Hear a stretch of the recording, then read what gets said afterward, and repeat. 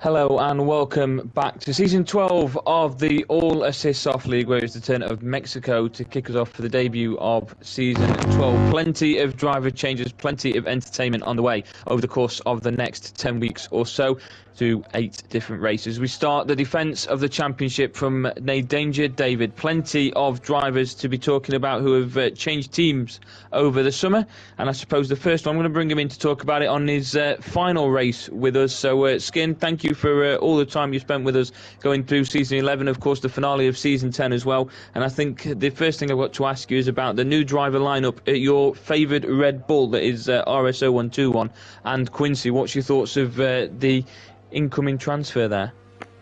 Well, it's big, like you say, season break, team changes.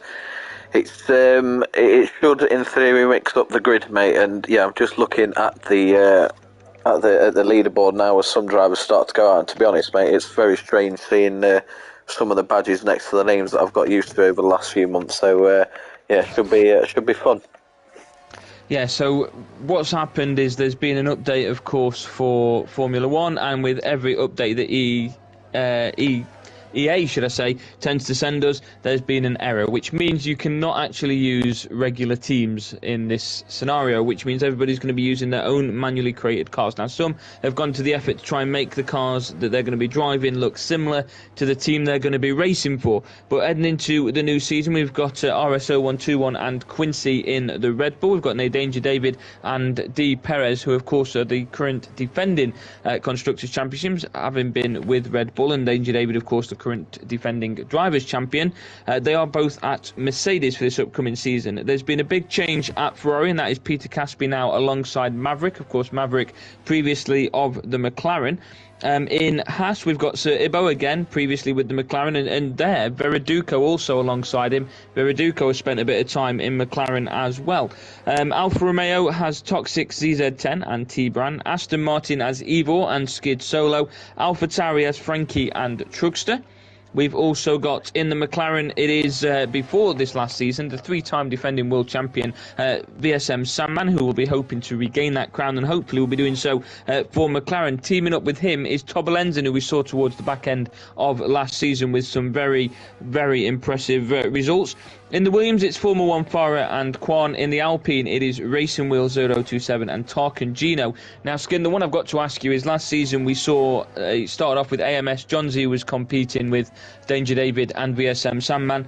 This time round, towards the back end of the season, it was Herman 26. Herman doesn't have a seat for this season. He's going to be a reserve driver. Yes, mate, which I can't remember where it was where we saw that race where he started at the bottom of the grid and obviously stormed throughout chaos, throughout weather changes and pit stops and safety cars to win the race and really put his stamp on the league. So, yeah, I'd be slightly aggrieved if I was him, because surely you'd be looking at your lips at the kind of damage you could do in a full season based on that one performance. Especially considering there's been so many driver changes, to have just missed out on a seat, he will be very disappointed in. But when it comes to his turn to race, we know we'll be expecting very competitive racing from the front of the grid. We have got a couple of cars that have just gone around the track. We are on board with Peter Caspi. We'll jump away from that now, and we'll jump on board with Veriduco, who's doing a little bit of a U-turn there. So we will quickly move away from him and go for the defending champion, Danger David, currently making his way in and around the tracks of Mexico. The fastest lap at the moment and the current pole sitter is VSM Sandman on a 1:17.212. In second is Herman on a 1:17.275. Formula One Foreign a 1:18.4. Frankie 1811, then it's a 1:18.5. So we just saw then Pleasant Snake move up to 1:18.405 as his best time as well. So a different approach from VSM Sandman. We've seen him over the past however long leave it till the last lap on these one-shot qualifying sessions. It's a different approach today. He's set the time on the first lap out there. A new season and a new VSM Sandman, shall we say, we're going to be seeing. And he's currently the provisional pole sitter on 1:17.2. But you've just seen then, and you've mentioned about Herman, I've mentioned to you as well, he is going to be racing today. I'd love to tell you what team he's going to be racing for, but I'd be lying if I told you I knew. So he's out in second place at the moment at a 1:17.275. So very close between the two cars that you kind of expect it to be. And Danger David, half a second off the pace. Yes, mate, slow lap by his standards. Herman is a very close second behind Sandman. But yeah, we usually see Danger David. To be fair, we usually see Sandman not make a time lap until the absolute death. So a little bit of a different approach today, where he's set a time and he's set pole, and I think that'll be quite a tough time to beat. I'm just on board with Quincy, sorry, at the moment. Just trying to get up the map and everything as he comes around the last corner. Could be setting a decent time here, goes into 10th. But yeah, that does seem to be the main three at the moment, between Sandman, Herman and Danger David. I just, I suppose my question is, where's Danger David going to find that half second from? The thing is with Danger David, and this is something I've seen over the past couple of years whilst we've been following the All Assist Soft League, Danger David doesn't necessarily have to get pole position. His strategy speaks for itself and definitely makes up for what he lacks in pace. So I think he's still up there as one of the front runners. He's got to be, really, hasn't he? But then to consider the fact that he can still be 5/10ths off, and we consider him in amongst the front three with a potential first place finish as well, I think that speaks volumes of just how his strategies worked. Say that again, sorry, mate. You just, I don't know. It was a bit like bubbly. I don't know if it was marking it off. It might be your headset, maybe. It was a little bit crackly at points there. Maybe you touched a wire. Maybe that sounds about right for me. Danger David is up in third place at the moment. You said on 117.7. He's half a second behind Herman and VSM Sandman, where he tends to compete quite regularly. Of course, he won the championship last year. I think a lot of that comes from the fact that, you know, his strategy is on point. So he doesn't necessarily have to be quicker than Sandman and Herman, because he plays the strategy card very well during a race scenario. And I think that's why I think it speaks volumes of just how well that strategy works when we're speaking of him alongside Sandman and Herman, don't you think?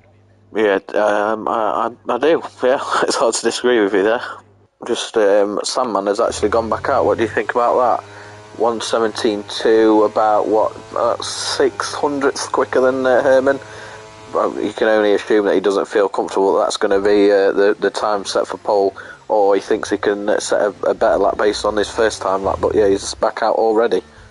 Well, I'm going to interrupt you because we might have a new pole set. He's not. He's got 5th place. He went purple in Sector 2, RS0121. Now he's with the Red Bull that, of course, you support. In the final pre-season race, he got pole position. He fell down to 5th place as part of the sprint race, but then went on and won the race despite doing 5 pit stops. He won that final race in Brazil in the pre-season. So he's definitely one to watch out for. He got purple in Sector 2, and I held a bit of hope out there for him for getting pole position, but he's still 8/10ths down on the time. It sees him in 5th place at the moment, so a lot of promise from Red Bull pre-season to say that one of their drivers got on pole position and won the race. Sorry, mate, I was... oh, God, I was getting a drink busy of having water. a drink. Oh, dear me. That has gone down the wrong hole, because I was like, oh shit, he's finishing up and I'm got a gob full of water. No, it's absolutely fine. I'll jump on board with Quan while you get yourself readjusted and prepared to carry on with the rest of qualifying. I'll stick on board with Sandman, mate. He's just about to head into Sector 2, just going around the sort of triple corner that leads into the second sector. I'll very quickly, as he crosses that line shortly, just going around the corner now, and he is... I'm struggling to see where the line is. I think he's already gone past Sector 2, sorry, I can't give you an update on if he's going quicker or not, but he's still absolutely leathering it, so must be confident of setting a quicker time. Well, I'm on board with Peter Caspi at the moment in the Ferrari, heading round onto the pit straight at the moment. His best time's a 120.3. He does, there's now a 120.3, should I say. It moves him into 18th place, but that's about 3/10ths quicker than the time that he set before. It's not enough to move him up a position. It's enough to move him a little bit further away from Veriduco in 19th place and Racing Wheel just behind. But Veriduco is going to be the next one to cross the line. He's currently running just under 2 seconds quicker than his best time. That'll put him in around about 13th place if he can keep it. Oh, look, he's gone 13th place. It's almost like I knew. His 118.8 moves him up from 19th place into 13th. Of course, the points do work completely different. It isn't a case that for the top 10 or to the top 8 you get points. It's all the way down. As long as you finish the race, you are on or in line, should I say, for getting some points. We'll jump on board with Formula 1 Far as he heads into the pit, so we'll jump a little bit further back into Pleasant Snake 13, who's currently in 9th place, going through Sector 2 at the moment. Went red in Sector 1, of course, meaning he didn't beat his best time through that sector. He's got a 118.4 at the moment. Needs to find almost a second and a half if he's going to compete at the front with VSM Sam. And when he came out to a little bit of time as well, he didn't manage to beat the time that he set of 117.2. It does still lead him out in first place as Herman comes out on an outlap, and a little bit later we'll jump on board with him to see just how he gets on as Pleasant Snake goes round onto the pit straight, heads into the pits. Excellent. I'm glad I'm seeing all of these strategies that people are going for when it's too late. As going round into turn 1, we jump on board with Trugster, who is currently riding in third place, 117.3. Very, very competitive time. Maybe a bit of a surprise there, Skin, to see him that high? Yeah, I think so. You know, when we're talking about the top of the leaderboard, it's the sort of tends to be the same 2 or 3 names, or maybe 4. So, yeah, definitely a good lap. I'm sure that will give him a bit of confidence going into the rest of qualifying. Maybe there's parts of the track where he thinks he can improve that. Danger David now down to 5th as D. Perez, his former teammate, goes up into 4th. Just on board with Herman now, mate. He's started his timed lap, looking to find that 600th or so that will get in pole position. But it's looking relatively tight there. What I was saying about Danger David finding half a second, D. Perez and Truckster that you mentioned a second ago, they've managed to find that time and getting in amongst that sort of top 3 or so. So yeah, Herman does look like he's going slow, so maybe not happy with the doesn't seem to be happy with the lap that they've just done. It looks like they're saving tyres, ready to go again. So yeah, I think going into sector 2 they weren't looking at cutting the time, so setting themselves up, finding a bit of space on the track to go again. Well, Trugster has headed into the pits from third place. He wasn't going to beat the time that he previously set. I'm on board with D. Perez, who I think is going to head into the pits now on an in-lap. We do have around about 6 minutes left, I think, of this session. Just under 6 minutes left of the sole qualifying session before we have a sprint race followed by a 50% lap race to bring you this evening. We've got D. Perez currently in 4th place with his teammates in 5th as it stands at the moment, both on 117s, but D. Perez hitting 0.588, Danger David on 0.758. So we saw last season, although Danger David did win the championship, there was one race win that went in favour of his teammate D. Perez, so he'll be out this year with a bit more of a statement to kind of make, that he is able to compete a little bit further ahead of his teammate as well. Danger David considered one of the front runners in this league, Herman and Sandman, the other two especially. RSO121 now getting an honorary mention. He started definitely to improve with a couple of upgrades that he's brought to the new Red Bull car. On board with Toxic CZ10, flying through sector 2 at the moment. Contact there between Herman and didn't catch who it was. Yeah, I'm not sure. Sector 2 there just collided going into the corner. Not really sure what happened. So Herman will have to pit. Apologies there. I just thought I'd jump in quick after I saw the contact. Well, Toxic, I think he's going to be fuming with that. He's gone round now to see if he can beat the time. He's hit a 117.7, which moves him up into 6th, but he had to slow down through the back end of Sector 2, heading into the beginning of Sector 3, due to that collision that you've just mentioned there. But he set purple in Sector 2, so with a little bit, if that collision hadn't happened, there's a strong chance Toxic could have been competing for a top 3 place, so he'll be frustrated that yellow flag set him back a little bit on the back of that collision. I don't think there's been any penalties on the back of that collision decided yet, but I'm sure something we mentioned in the Discord a little bit later. There's a lot of conversations going on in the Discord lately about people checking the maps, people checking the mirrors, just to make sure that they're not getting in other people's way at the moment. So we are going to jump on board with Peter Caspi, I think, who's making his way through Sector 2 at the moment. He's going half a second quicker than his best time, which will put him, keep him in 19th place at the moment. Won't push him high enough to compete with Ibo as it stands. So we'll just see how this time sets for him. We've got a yellow flag coming up in Sector 2, but that's behind Peter Caspi, so it doesn't affect him. He goes through now 9/10 quicker than his best time. That will move him up into 17th place from 19th, so it could make a bit of a difference for him, but he needs to be competing a little bit higher if the Ferrari is going to be amongst the front runners by the end of this. I think his teammate for today is Suribo, just ahead of him as well. As he goes onto the pit straight, it's a 1:19.1, moves him up into 17th place. His teammate Suribo moves down into 19th. As a result of that, we've got quite a few cars out on track at the moment. We'll jump on board with Veriduco heading round onto the pit straight at the moment. He's gone red throughout the track so far, so I assume heading into the pits, it is going to be Veriduco going into the pits. So let's jump on board with Formula 1 Farah now making his way around the track. We do have the front three still in, or say that, as VSM Sandman he's on his way out onto the track, maybe anticipating Herman or Trugster doing something similar very, very soon. Danger David is out on track. D. Perez also out on track. So as we head into the final few moments, or as Scott Hansen would say, the witching hour of qualifying session, Skin, there we go. Who's going to finish on pole position? I suppose, again, I always try to go with logic, and the logic does say Sandman. He's strong on pole. Historically, I can't remember many times where he hasn't got pole in the many races that we've commented on, just on an outlap now, and we know how strong he is when it is all or nothing. So yeah, I've got to stick with Sandman at this point, because that's where the logic points towards. What about you? Can you see Danger David maybe snatching it at the end from 6th place, or maybe Herman carrying on? Well, I say carrying on his good form. His qualifying hasn't been the best, is it, based on what we've seen, but maybe making a statement in qualifying as much as he has in the races that we've seen him in.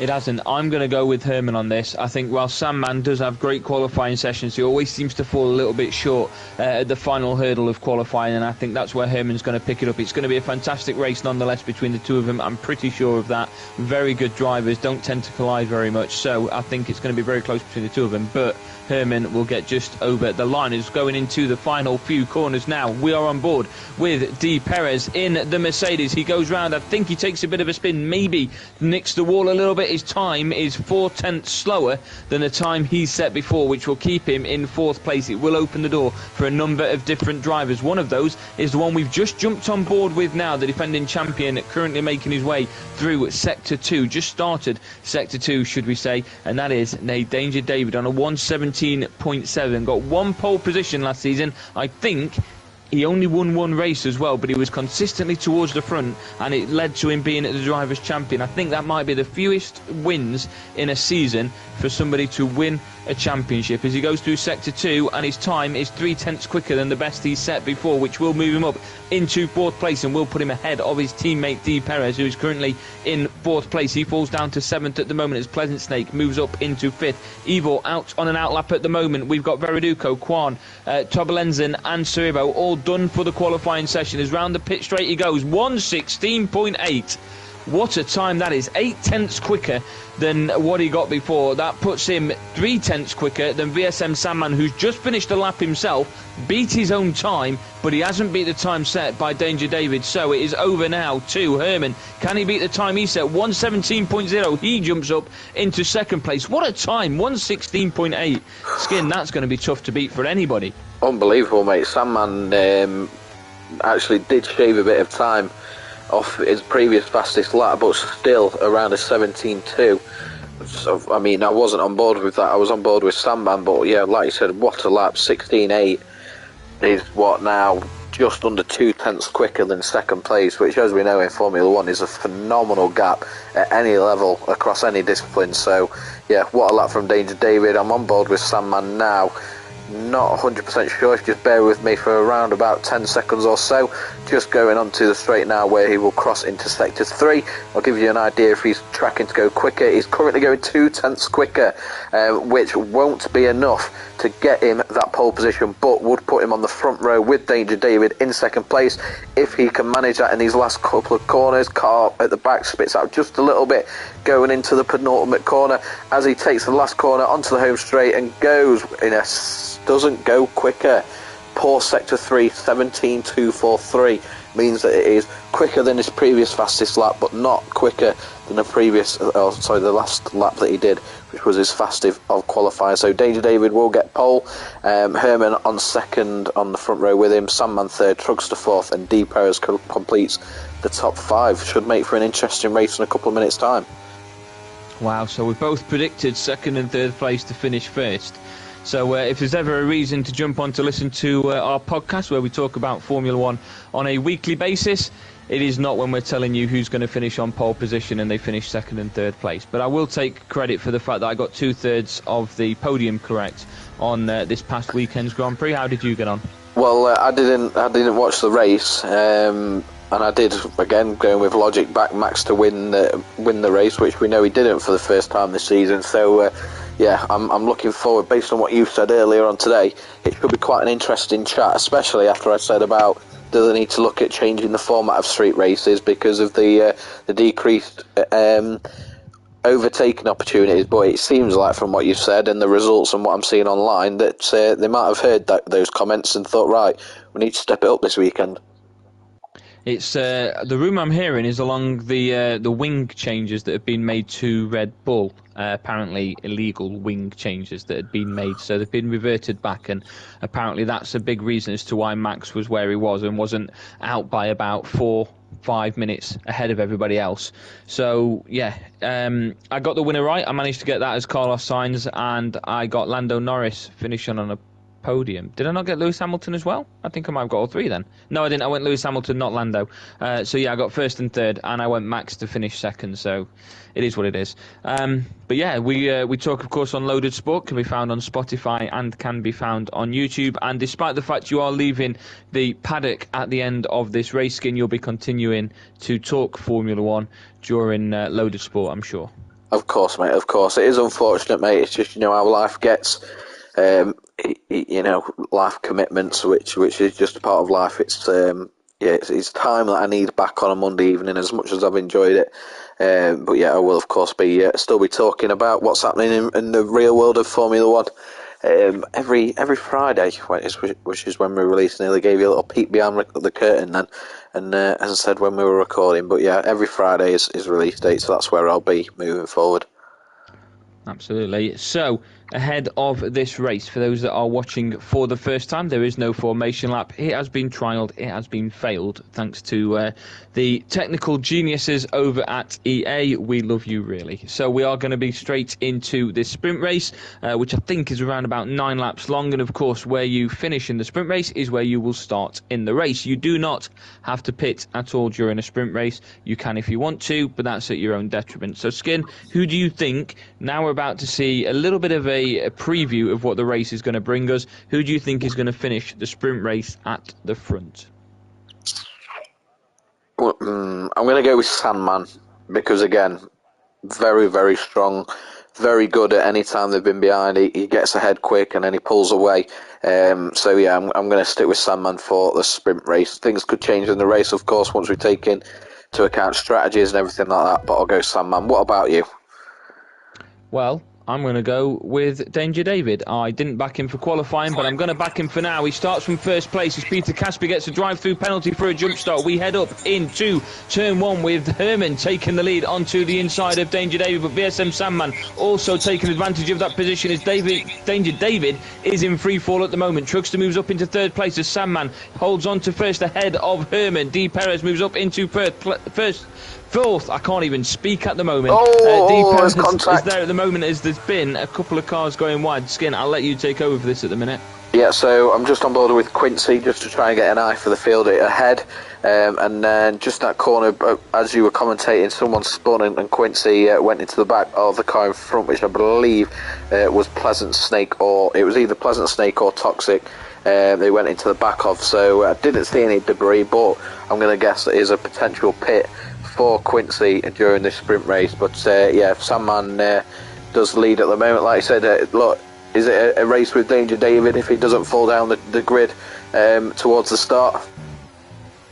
No, every single time we see Danger David fall back before he goes forward, as we are on 12 laps instead of 9 in this sprint race, as we are on board with Truckster heading around the final few corners of the Mexican Grand Prix, heading towards Herman 26 in second place. He's lost a good couple of tenths throughout this as Danger David is overtaken by Toxic for 6th place, and Danger David at the moment just seems to be struggling for a little bit of pace. He didn't pit, which indicates there's no damage, but as Pleasant now starts to make the move on the inside. Maybe holds the inside line going into turn 1 and might have position on Danger David, who looks like he's stuck behind Toxic. Nope, not enough track there for him, and Pleasant Snake has to hold on to 8th place at the moment. So there is starting to be a little bit of a gap formed between 5th and 6th place, as D. Perez making his Mercedes debut sits in 5th place at the moment. The closest we've got as it stands is Veriduco down in 15th place, just behind Tobolenzin, fighting for 14th, and he is trying to be as close as he can without making contact there, heading into what looks like to be a long right-handed corner before we get a couple of straights, and then the dreaded S's, which when you take this at a big pace feels like you're about to go into the wall anyway, isn't it? Is there a trick, is there a secret for these corners? I mean, for you it is, it's called cutting them. Yeah, I feel like you've come to the wrong person there for advice on that, or for any insight, because yeah, you're absolutely right. I think the case is just not bottle it. You know, you're going to get the most time out of keeping your foot down on the pedal. I think the key is that first corner. We know what it's like in tracks like Austin in the USA and things like that. Those windy corners, Silverstone as well. You've got to get that first corner right, because if you don't, you're still going to feel the impact of that 3 or 4 corners later as you're winding through those corners. So not being afraid of keeping your foot down, but also making sure you get that line going into that very first part absolutely spot on, because that will see you come out of the other end more smoothly more often than not. Whereas if you go in wrong, like I said, you're still going to be trying to get back on track and readjust as you get towards the end of it. Absolutely. Remember, we do have a 50% race, should I say, after this to bring you, as we are on board with Pleasant Snake, who is knocking on the door of 7th place, and he keeps on flirting with the chances to get past Danger David and get past him as well, going through Sector 2 at the moment. 2/10 behind him, and Danger David gets a 3-second time penalty. Now, I'm on board with Pleasant Snake. Skin, I don't know if you saw anything there. I didn't see anything from Danger David that would indicate that a time penalty was warranted there, but the officials have given it, as DRS has been opened, and I think it's been enabled as well by Pleasant Snake, who's got a good couple of corners before he can use this again onto one of the longer straights that the Formula 1 calendar gets to offer. And he is just behind Danger David as Herman goes quickest in a 1:19.3, and we see Danger David head into the pits, and I think that is to serve his... Oh, he can't serve his penalty because it's 3 seconds, isn't it? So maybe a bit of damage from him there, and he's struggling to take those corners, potentially from an earlier incident, as we jump on board with D. Perez, who's battling there with Trugster. He manages to hold position, but Trugster isn't done in the fight for 4th place just yet. Less than a second separates the two. He's just behind him as well, and I think he's going to have the advantage of DRS, but he isn't going to be able to use that to his advantage, as D. Perez also holds DRS on Evo in this fight for 3rd place. 3 cars now battling for it. It looks like a bit of a collision there. Maybe Truckster catching the back end of D. Perez as he took a little bit of a spin. I don't know if that was part of his car. Yeah, I think it got very close, but not quite contact. If it was, it would have been minimal. I think in terms of any potential damage should be okay. I think it would just... The car wobbled a little bit at the same time, so made it look worse than what it actually was. I'm just on board with Truckster now. I'll give credit to a lot of these drivers. That, I mean, I'm on board with D. Perez, and I can see the car and the effort that's gone into making that car look like a Mercedes. These are F1 World cars, because since the update you can't use the actual cars that are available, so to make that look like a Mercedes, I think that's a fantastic effort. Yeah, definitely. Right, we've got a penalty there as well for Veriduco for exceeding track limits. Herman currently on a 1:19. He's now taken VSM Sandman for the lead, so 3/10 separates the two of them, and I feel like Migo and Herman to finish top of qualifying and him getting 2nd place, and then Migo in Danger David to get 1st in the sprint race, and he goes into free fall. I think it's just me cursing absolutely everybody, so prepare for me going for VSM Sandman just to make it even in the actual race. So on 3/10 behind, D. Perez now battling with Ivor. Truxton may have taken a bit of damage there when he got very close to D. Perez, as he seems to have yielded off ever so slightly. As we now get ready through Sector 2, there is an option for DRS in just a moment's time, I think. It is. Yeah, it is. It's just in a second. As you go around a couple of corners with DRS assistance, which absolutely blows my mind. I always thought DRS on corners was a no-go in any capacity. But he continues his way around, heading into the final 2 corners before the pit straight, and a long advantage of DRS. Now, Ivor doesn't have DRS on VSM Sandman, so there's a good chance for D. Perez here to climb with the Mercedes. His teammate is down in 18th place at the moment, so it'd be a good chance heading into the race, the first race of the season here in Season 12 of the All Assists Off League. We are on board with D. Perez heading onto the pit straight. He opens up DRS, looks like he's going to go up onto the inside, takes the inside line, holding it onto it, heading into turn 1. I think he's got position well before we take turn 1. He has got position, and that's D. Perez now up into 3rd place. We've got a couple of corners before another DRS zone, which could work in favour of F123 unless D. Perez can take advantage of the momentum he just got and move himself closer to VSM Sandman, who is moving further as we speak away from Herman as time progresses. We're halfway through this sprint race at the moment. It is Herman in the lead, VSM Sandman in 2nd, D. Perez in 3rd place. Danger David down in 18th at the moment, where Racing Wheel has just taken Veriduco to take 16th place away from him. The closest we've got with any drivers at the moment is here with Pleasant Snake and Toxic and T-Bran all battling at... No, it's Trugster that's battling with at the moment. Trugster, Toxic and Pleasant Snake. Can't you tell we've had a pre-season off from all of this? I'm losing track of all the drivers at the moment, but I think that's because the cars are throwing me off ever so slightly, as well as there's a safety car out now, and Veriduco is out of the race. So a safety car in a sprint race skin. We can't get away from it, can we? But yeah, it's a sprint race. You've got to give it everything in such a short amount of time. So clearly for Veriduco it was just a bit too much on this occasion. So yeah, yet another safety car. Yeah, thought we might just have an all-out race for 12 laps, but we couldn't even get that, unfortunately. But Herman is now in 1st place, which I think Sandman pitted. I might be wrong though. Is on medium, so I might have got that completely wrong, so apologies if I have. But yeah, Herman will be in 1st place for the last few laps once the safety car goes in. Here we go. So normal services review, we normally see a lot of safety cars during a street race. This has a wider track, so I wouldn't have expected that many safety cars to make an appearance. But it goes to show the competitive edge that a lot of these drivers have at the moment, as quite a few are heading into the pits. And I think if it's not collision related, do you think it's maybe tactical genius to go into the pits at the moment with what you can only assume will be about 3 laps left? Will it give you that much of an advantage to get heat into those tyres in time? Oh, I don't know. It's a short race, isn't it? So how much damage will the tyres have actually taken? I'm not too sure. So yeah, obviously safety car gives you that advantage of being able to pit or giving you the option, but I'm not really too sure if you're going to gain too much from it, considering that they've only had 7 laps so far. So I don't know. What do you think? Do you think there's much advantage to be had to put fresh tyres on at this point after the length of the race so far? Originally I'd have thought no, but I've just looked at how many of these actually have medium tyres on at the moment, so it's leading me to believe maybe it could work in favour of some of these drivers lower down that, you know, are trying to battle up for those medium tyres. Danger David is pitted for the 2nd time though and finds himself in 19th place, so he's going to have to go from rags to riches if he's going to get a strong finish to start off his title defence on the back of 3 consecutive titles from VSM Sandman. And I think the thing that's going to let Herman down is the fact that he doesn't have a seat for the season, so he's going to have to be hopeful that somebody misses out every week, or at least 3 miss out every week, because he's down as the 3rd reserve driver in this league. But he's out as the race leader at the moment in this sprint race, as we are on board with VSM Sandman, who is just warming up those tyres in what I will call a nostalgic look that he's gone for in the McLaren, in the old orange and blue, one of the favoured cars of recent years, I dare say. A nice little combination of orange and blue. I always got told it didn't look right, but since they've gone for it, I will beg to differ. Safety car,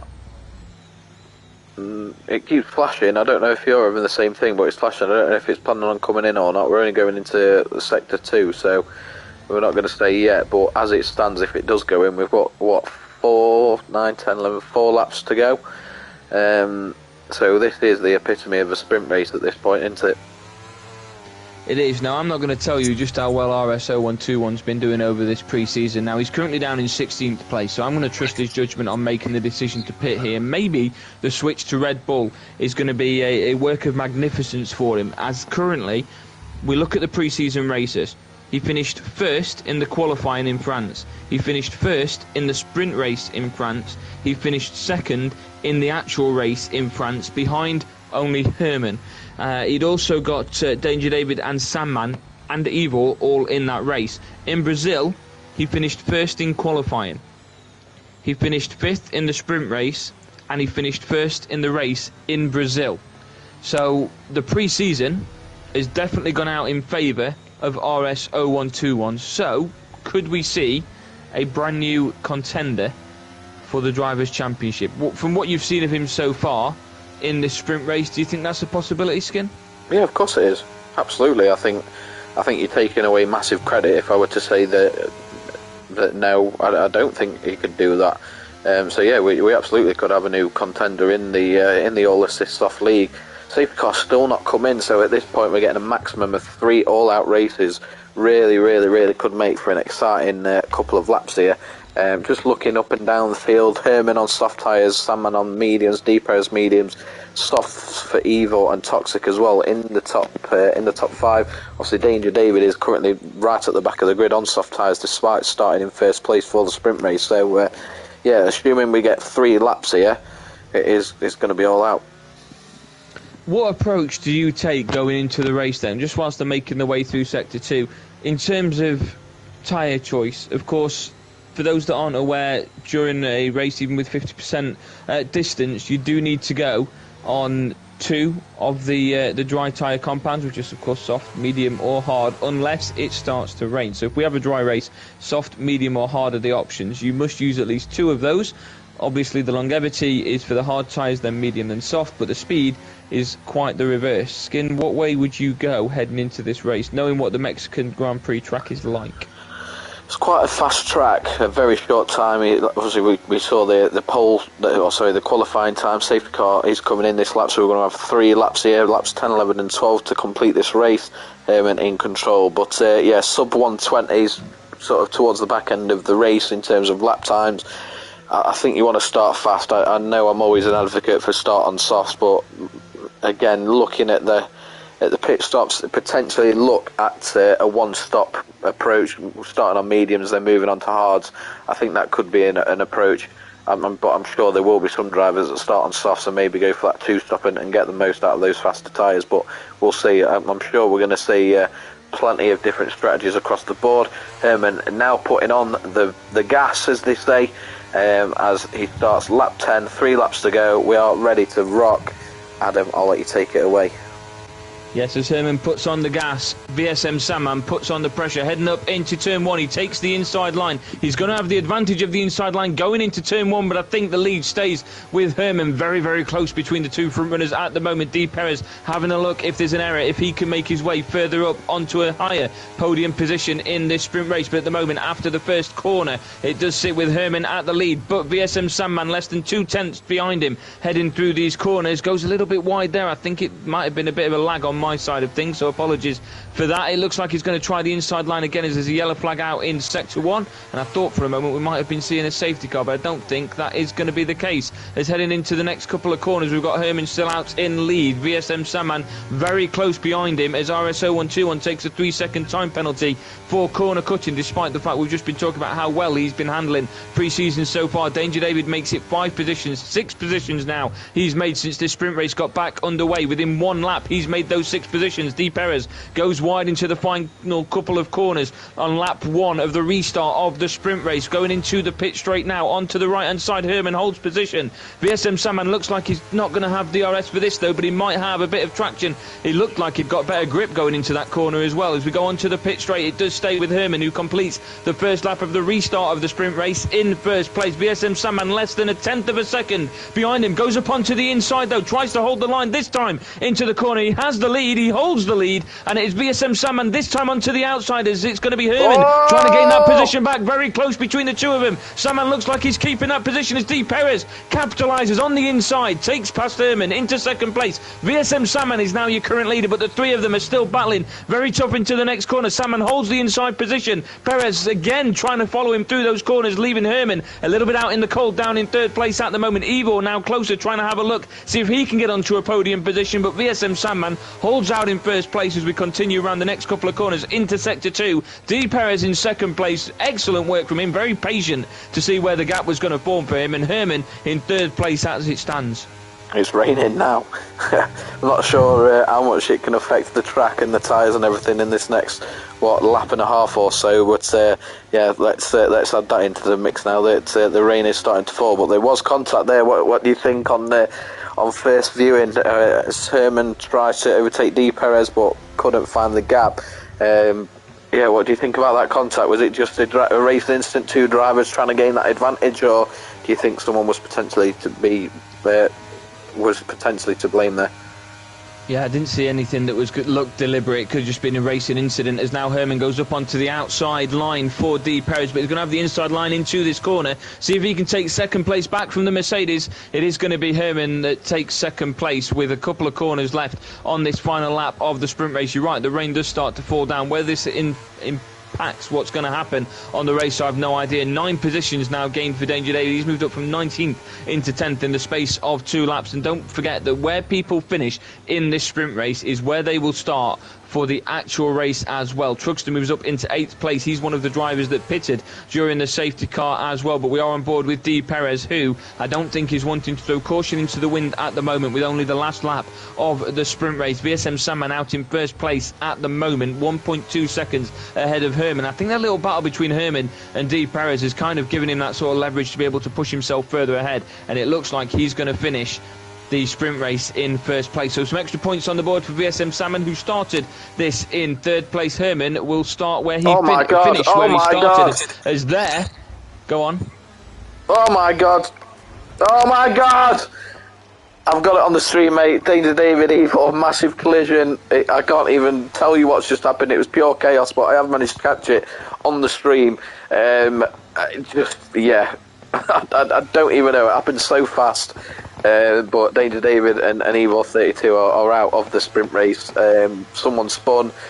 Evo spun. There was contact that made Evo spin. He was in the middle of the track. Danger David come flying around and took both of them out. So, yeah, chaotic last part there. Well, Ivor is absolutely fuming, and Quincy has taken the fault for it. So Ivor has said, what the F, guys? We're going to keep it child-friendly on here, because we haven't actually given any disclaimers. So Ivor has used explicit language to ask what's gone on, and Quincy has taken the fault for it. Quincy, I don't believe, is actually out of the race at the moment. He's up in 4th place, though, so he's going to start in 4th place. But it is VSM Sandman that's going to start out in 1st, and I think it's very difficult to bet against that guy, isn't it? Yeah, absolutely, mate. I'm still trying to process what just happened there. Yeah, it was, like I said, I did catch it on the stream, fortunately. So I'll let you go back and review that one at a later date. Well, Ivor said that he was hit by 2 people. Danger David said he was a bystander and there's nothing that he could do in it. So it does turn things around ever so slightly, because now all that work since the safety car went in this sprint race has been undone, as Danger David made his way up into 10th place before catapulting back into, I think he's going to start in 18th place at the end of it. We'll just check now for those that are watching the stream. He's down in 18th place is where he's going to start. Veriduco at the back of the grid. Ivor in 19th. So Quincy, who's took fault for this, will start up in 4th. The 2 drivers affected by this, who claim they were bystanders, 18th and 19th. What's your thoughts on that? It should make for a good race, like I said earlier. Is it a race with Danger David if he's not climbing up the grid from towards the back? Normally he starts towards the top and then drops down, but he's got that first part out of the way, so he's got an head start, which I'm sure he'll try and see as a positive. I think the point I was trying to make more was the guy that was claiming that he's at fault for it will start 4th. The 2 that had nothing to do with it are down at the back of the grid. So there's going to be some questions raised, I think, in maybe the inquiries that come afterwards. But the rain, in the matter of whatever it's taken from the sprint race, 24 hours, to the race time, the rain has gone. We are almost ready for the actual race to take place. We are on 50%. Skin, who's going to win this race? Sandman. Yeah? That what confident? Are you saying? Well, you just asked who was going to win, so I took a breath, I thought about it. I'm committing Sandman. What about you? I'm going to go with RS0121. I'm going to back him. I think he's had a very good pre-season. I think the way he's come into this race so far and approached it has been very steady, nothing silly. And I think he's kind of built his way up throughout the last couple of seasons where he's used to being at the back and, fighting forward. And I think that sort of experience with drivers that, with no disrespect to them, may not have that same sort of driver ability as some of the other drivers, will give him the advantage. So I'm going to go with RS0121 to win the race. I've gone for 3 different drivers so far, and all 3 have gone nowhere. So I apologise to RS0121 if the curse continues throughout the course of this race. The 50% race coming up for you in just a few moments' time. It is VSM Sandman on pole position, followed by Herman, and then in 3rd place we've got D. Perez. So the thoughts on D. Perez being the front runner for the Mercedes at the moment? Sorry, mate. You do this every single time. Stop having some water. You literally just done the exact same thing to me again. I was like, swallowed it as you spoke, and I was like, oh my god, yeah, this is not going well. I'll let you get adjusted. We're about to start the race. It's fine. We've got a 50% lap race, no formation lap. So it is lights out, and we are underway with VSM Sandman out in 1st place in the McLaren. Herman up to the right-hand side of him may have the advantage, but Sandman cuts across immediately to make sure that advantage is nil, as D. Perez looks like he's going to be battling alongside Herman as well. He had the lead for a brief moment. It's going to be Sandman that holds that position. Herman is going to do the exact same as Frankie and Quincy are battling for 4th place at the moment, as VSM Sandman holds 1st place quite comfortably as well. Herman in 2nd at the moment, and D. Perez nothing suddenly from any of the front runners early on, and Cerebo has had a 10-second time penalty for exceeding track limits, so he hasn't just slightly cut a corner, he's cut an entire corner off. So he's took a 10-second time penalty, and during his pit stops he can get some of that time back as we go through the next couple of corners. On board with Herman in 2nd place, who is badgering at VSM Sandman to try and take 1st place away from him. D. Perez sat in 3rd place just at the moment watching, but that worked out as a benefit for him last time, as he just waited for that gap to form and took advantage when he could. As VSM Sandman now stays onto the outside line, Herman doesn't quite have enough track to be able to cut up the inside as we go around the final couple of corners in lap 1 of 36 of the Mexican Grand Prix. And barring any incident on this final corner, it looks like VSM Sandman is going to take the lead for the 1st lap entirely. Herman in 2nd place, D. Perez now in 3rd. VSM Sandman sets a 122.7, a lot of time off from what we saw during qualifying, as well as now it looks like Herman could go up onto the inside. Mate, please don't yawn while I'm doing commentary. It sounds like my commentary is boring. No, as VSM Sandman loses out on 1st place. Herman goes up onto the outside, takes 1st place away from VSM Sandman. There we go, into the next couple of corners. It is with Herman at the moment. So Herman takes the lead from the guy that you had down as the 1-2 winner. Is VSM Sandman in 2nd, Perez 3rd, Quincy 4th, Frankie 1811 in 5th place, Toxic in 6th, Evil in 7th, Planet Snake in 13th, as it is getting quite close between the 2 cars there of Quincy and Frankie, both battling valiantly. It's Quincy that currently holds the advantage in 4th place. That's the closest we've got anybody at the moment. It looks like he's just behind D. Perez as well, so I think that is, or was, the closest we've got anybody at the moment. We're going to jump on board with Formula 1 Faro, who's the next closest. In 11th place, he is just behind Danger David in 10th, who is just behind Peter Caspi. And we've got a bit of a train forming in the battle for 8th place, for 7th place, should I say, at the moment. With a couple of cars as up goes on to the inside there, nearly an advantage gains, but Formula 1 Farah manages to get past Danger David, who's going to take the inside line to the next corner. It looks like the 2 nearly collided, and Formula 1 Farah is going to keep that position, and he's just lost it on the following corner to Danger David as we head round onto the pit straight. But it looked like the 2 cars were very close to a collision, and Formula 1 Farah takes that position back onto the pit straight. He keeps 10th place. Danger David now in 11th, but he's gained 8 positions since that incident earlier, and Ivor is now in 7th. RS0121, the guy that I had down to win it, I apologise, is in 20th place and having to pit after lap 2. So I think that says it all about how much of a curse I tend to be when predicting these, as Formula 1 Farah holds on to 10th place ahead of Danger David. We've got a couple of blue flags coming out at the moment already, which for lap 3 is practically unheard of. Yeah, it definitely is. I'm not sure what's happened there. Probably down to the needing to pit. Very close in this top 4. I've been on board with Quincy since the start of the race, just to sort of have that eye in the front of the field, and they've had a couple of times of sort of getting close, but other than that, it's been really close by that top 4. They've not really bridged the gap. Herman with a 1.8 second lead. that's sort of been the most that it's been so far, but sort of that Sandman D Perez Quincy train is very, very close for that race for a podium spot. Oh, there's been a spin, Formula 1 Farah, and it looks like Kwan and Tobalenzen taking a hit. We're going to get a safety car, definitely. It looked like for a moment there, Formula 1 Farah, and I think it was Pleasant Snake, both spun on the exact same corner. It might have been Tok and Gino, and both facing sideways. It must have been Kwan and Tobalenzen that went straight into the side of him. Because of how they'd laid themselves across the track, it was practically impossible for the cars to get by him, and Kwan and Tobalenzen, with very few seconds to adjust themselves, went straight into the side of them, and they are out of the race. So lap 4, we're going to get a safety car here in Mexico. Welcome back to season 12 of the All Assists Off League, where Herman is the leader in race 1, VSM Sandman in second, D Perez in third. Now, with the safety car, a lot of cars have already passed the stop-start line, the pit entry line, if you will. It's an advantage for RS0121, who has pitted. Is anybody going to react? Do you think anybody should react and maybe pit 4 laps in? Well, we've said before that typically we would take advantage of this and pit, but what we've seen during commentating on these races, the drivers haven't. They do try, I think, and stick to their pit strategy, regardless as RS0121 leaves the race. So, yeah, I don't think we'll see people pitting, especially this early in the race. I think, if you remember, drivers do tend in this league to try and stick to their usual pit strategy as much as possible and not sort of change that because the safety cars come out. Yeah, we'll be hearing from a couple of the drivers afterwards, and the ever charismatic Danger David will, I'm sure, be joining the post-race interviews. He's currently in 7th place up from 19th, so it's a great effort from him, but he's out on the hard tyres at the moment, so you wouldn't expect any change from him. I was thinking more along the likes of Formula 1 Farah, who we are on board with at the moment, Veriduco, Sir Ibo, all on the soft tyres at the moment, perhaps maybe going onto a tyre with a bit more longevity, thinking that, if you can go onto a hard tyre, you've got a good 20-30 laps to make that last.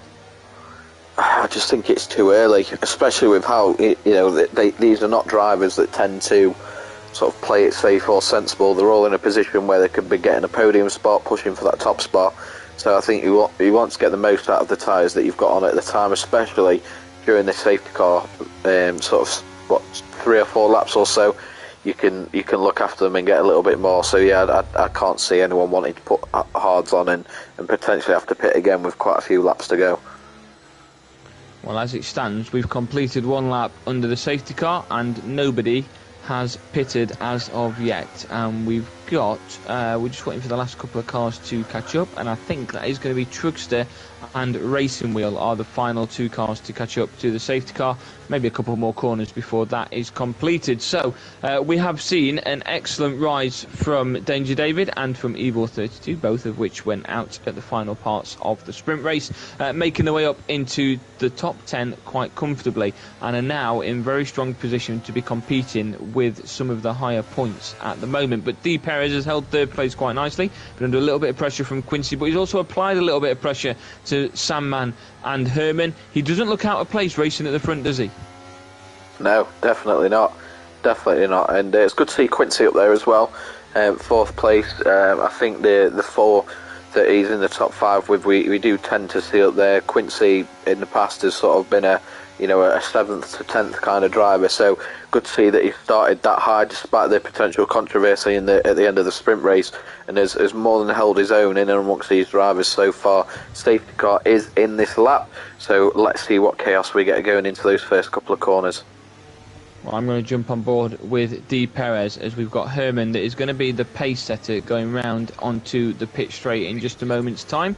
And hopefully we'll get some very good racing heading into the first couple of corners. We'll jump on board with Herman then as he starts the race for us, or restarts the race in lap 6 in 1st place at the moment. Subo has fallen down straight away into 17th place. We've got a yellow flag out in sector 1. Herman goes round into the first corner. Sandman has a look up the inside, not quite enough track for him though. He has to sit back in 2nd place. D Perez is still knocking at the door to try and take that 2nd place away from him as Sandman Sandman is now closer to third place than he is to first after 2 corners as it stands at the moment since the race restarted. He's going to try it once again as D. Perez looks like he's going to go up the inside. He's taken a spin across the track. He's gone straight into the back of Quincy as well. Quincy takes third place. Evo's continued as well as D. Perez falls down into 6th place. It looked like he caught the chicane on that corner, spun off, and I think it was Quincy that he actually caught because Evo has moved ahead of him into 3rd place at the moment. We'll jump on board with Quincy just to see if any more. Yeah, he's got no front wing at the moment, so he's going to be forced to pit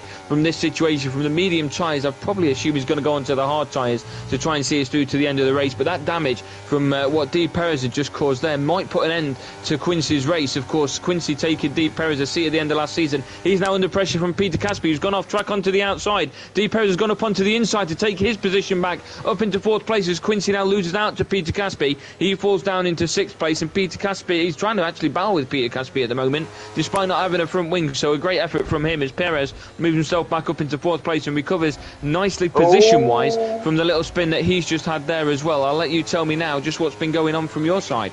Yeah, it's just been sort of that pack there, including Quincy and Danger David and other drivers, and very, fair play, some fantastic driving to avoid any collisions. Really did look like it was getting a bit tight. Strugster retires from the session there, down in 15th place. So yeah, it looked like there were the odd tiny bit of contact, but not enough where there was any sort of issues. But yeah, just good racing all round really, and good driving.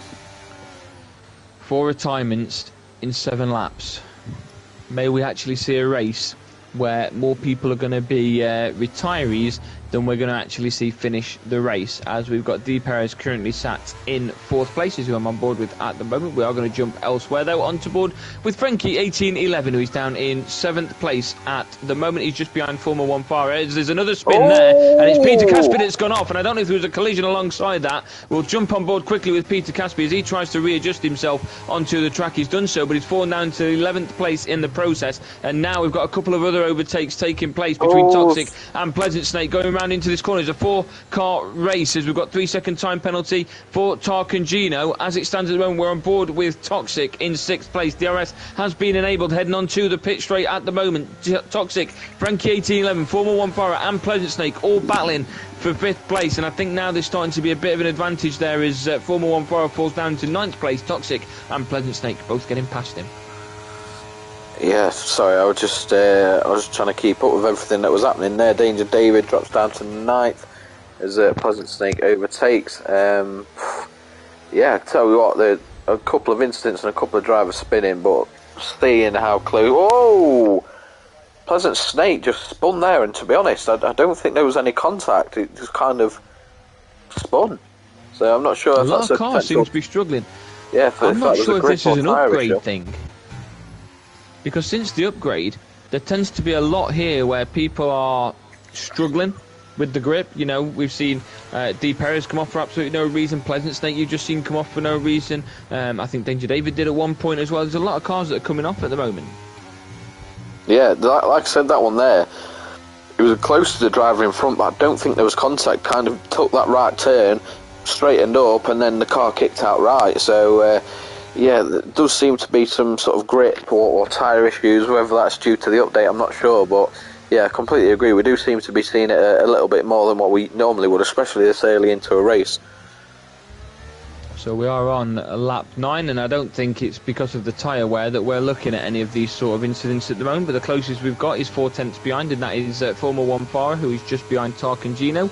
Looks like he's got DRS now. He's going to maybe go up onto the inside line for him if he's got space, but also Tark and Gino has DRS on Danger David. He's going to try it anyway, and he might just have the advantage. Nope, just not quite enough track for him there, but he might have a bit more. He has got a bit more onto the next corner. He just seems to have broke a little bit later there and taken 8th place away from Tark and Gino. So he's just behind Danger David at the moment. Falls out of DRS zone with him. Tark and Gino still in DRS of Formula 1 Farah, fighting up into 8th place as it stands. So we are still with Herman out in the lead now, a 3-second lead from VSM Sandman. Evo in 3rd place, D. Perez in 4th, Frankie 1811 in 5th. Those are your top 5. Any real surprises there, Skin? I I would think so. As such, your Frankies and your Toxics maybe a little bit lower down at times. That top four is pretty much solid with what we've seen in the past. So no, I don't think I'm looking anywhere to say, oh wow, they're absolutely smashing it compared to usual. I think we've seen that everyone has ability in this league. That's why they're in this league in the first place. So yeah, do you disagree with that? Is there anyone that you think deserves sort of highlighting? I think Ivor. For me, Ivor deserves the main highlight. He's up into second place now. He's just got past VSM Sandman, and Sandman's fallen a bit further back now as well. He seems to be struggling. It looks like D. Perez is battling with him at the moment. He's going to have to do a lot of defending because he's also got Frankie 1811 there, and he's gone a little bit wide onto the grass. So we'll jump on board with D. Perez. It looks like maybe Frankie's fallen a little bit behind as Toxic gets past him as well. VSM Sandman seems to be struggling. The one I want to highlight is Ivor now. I'm not going to say that he doesn't deserve to be in second or he's somebody that I didn't expect to be in second until I saw the end of the sprint race when he was starting in 18th place, and I thought, you know what, by lap 10 I don't expect Ivor to be up in second place, nearly a second clear of VSM Sandman. But here we are, 10 laps in, and Ivor is up in second place, nearly a second quicker than VSM Sandman, who now has a bit of an advantage over D. Perez. I don't know what happened to Sandman there, but he fell about 3 seconds behind what he were from Herman now, and Herman will happily take that out in first place at the moment. No team, but he's currently leading the Drivers' Championship as it stands at the moment, and I think that says it all for you, doesn't it? A lot of teams will be looking now to snap up Herman in preparation for next season. It surprised me that he didn't get that this season, but it's one of those questions, isn't it? It's like the Macaulay Langstaff. Is he going to actually improve, or is it a one-season wonder and you just want to see? And it looks like it's pure talent from Herman, doesn't it? Yeah, definitely, mate, definitely. What are your thoughts? I think one of the big stories from this race so far is Sandman. Obviously, you asked me at the start of the race, who do I think will win? I said him. Who do you think will get pole in qualifying? I said him.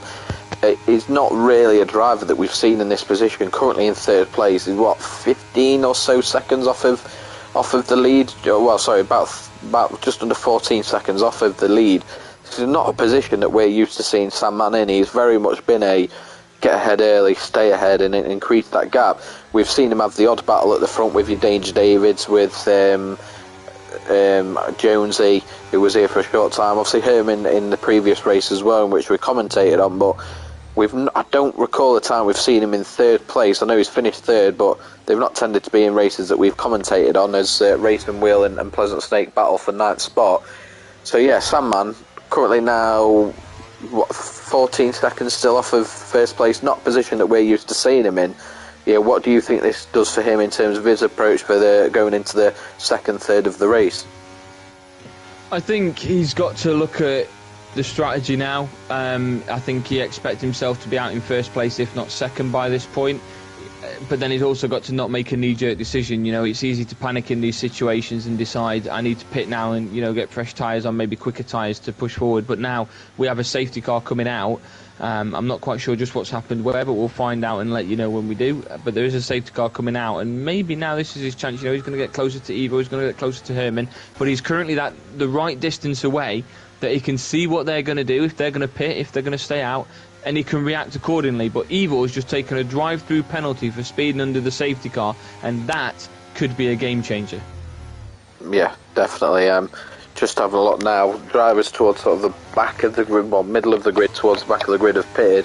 Those front sort of 5 or 6 cars had already gone past the pit entrance by the time the safety car came out, so I don't know if that could potentially change their plans.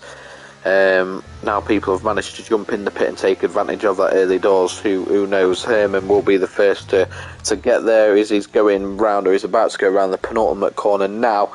Let's see if he decides to pit. Will be very interesting to see. Okay, well, this is what I mean. There's enough time for him to be able to react depending on what people choose to do. Tarkangino is into the pits from 16th place. I don't think he's going to be able to unlap himself, so he's going to hope that a couple of these do go into the pits, and I think Herman is going to be the first one to do so. Herman heads into the pits. Ivor, I think he's going to take his drive-through penalty now, isn't he? While some of the cars are pitting, so I don't know if this is going to count as a pit or if it's going to count as a drive-through. I'll just jump on board with him and let you know. You can't do a drive-through under the safety car, can you? I'm not sure, actually. So would the 3 laps... No, he's pitting. So would the 3 laps start from when the safety car goes in? Yeah, I would assume so. I'm sure you've said before you can't because obviously the cars are going slow, aren't they? So you're benefiting from doing it under a safety car. So yeah.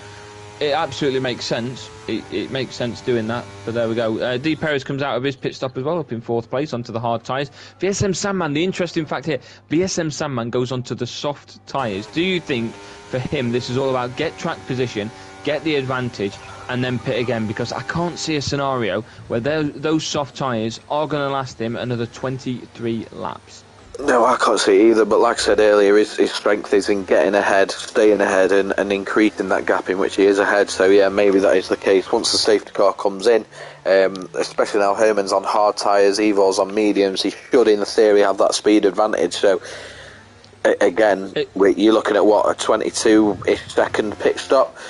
Can Sandman get ahead of Herman early doors? Really, really push for sort of say 15 or so laps while Herman's on those hard tyres, you know, and get a gap that's big enough where you can get that free pit stop, jump onto maybe more fresh softs or mediums, whatever that is, and see out the rest of the race and not have to worry about the gap. So yeah, you can only assume that that's his strategy, and could potentially play into his hands with the fact that Herman's on hard tyres.